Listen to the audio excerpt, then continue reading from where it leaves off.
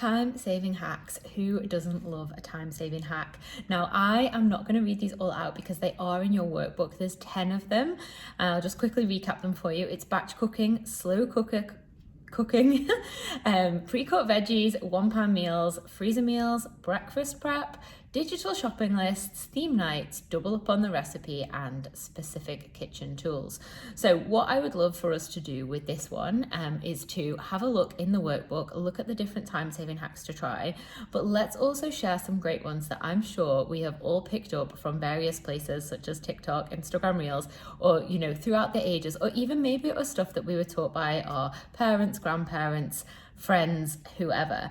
One that I really love that I saw online was when you're batch cooking, instead of popping it into, so batch cooking for freezing, say you've made a chili and afterwards you pop it into a freezer bag and you write on it and then you stick it in the freezer and it freezes in a sort of a funny oblong shape. Instead, if you put the freezer bag inside a Tupperware, pour it in, it'll freeze in a brick shape and then you can take it out of the Tupperware once it's frozen and it'll be in that shape, and it just really helps with stacking things in the freezer. It means there's a square side so it's nice and easy to see the label.